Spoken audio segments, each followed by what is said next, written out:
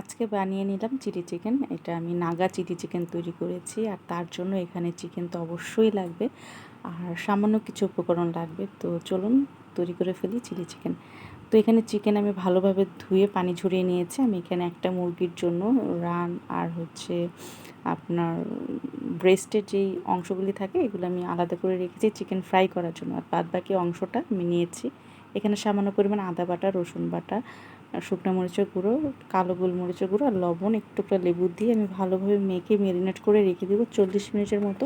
আর অন্য একটি পাত্রে আমি এখানে নিয়েছি ময়দা, কর্নফ্লাওয়ার, কালো গোলমরিচের গুঁড়ো, ম্যাজিক মশলা আর সামান্য লবণ, সব কিছু দিয়ে মেখে দেন এই ময়দার ভিতরে এই চিকেনটা ভালোভাবে ড্যাব ড্যাব করে ময়দাটা চিকেনের গায়ে লাগিয়ে তারপরে ভেজে নিতে হবে। চিকেনটা যে আমি ময়দার সাথে মাখিয়েছি সেই ভিডিওটা আমার স্কিপ হয়ে গেছে, তো আপনারা একটু বুঝে নেবেন ভিডিওটা।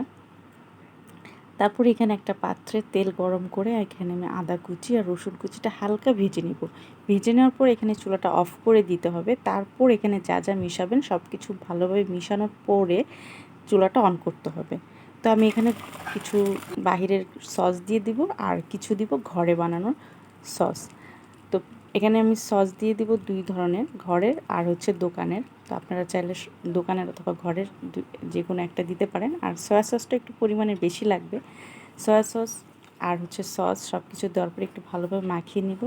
দেন এখানে আমি অ্যাড করে দিব কালো গোলমরিচের গুঁড়ো আর শুকনো মরিচের গুঁড়া, শুকনো মরিচ। আর এটা দেওয়ার পরে আমি এখানে দিয়ে দেব শুকনো মরিচ, যেটা চিলি ফ্লেক্স আর কি, সেটা দিয়ে দেওয়ার পরও ভালোভাবে মেখে নিব। নেড়ে চেড়ে মাখিয়ে নেওয়ার পর এখানে দিয়ে দেব নাগা মরিচ। যেহেতু এটা নাগা চিলি চিকেন তৈরি করব, তো এই বোম্বাই মরিচের আচারটা আমার ঘরে তৈরি করে। আর কিন্তু এখানে দিয়েছি সামান্য পরিমাণে টেস্টিং সল্ট। এখন মশলাগুলি ভালোভাবে নেড়ে চেড়ে মিশানো হয়ে গেলে চুলাটা অন করে চিকেনের সাথে ভালোভাবে মাখিয়ে নিতে হবে।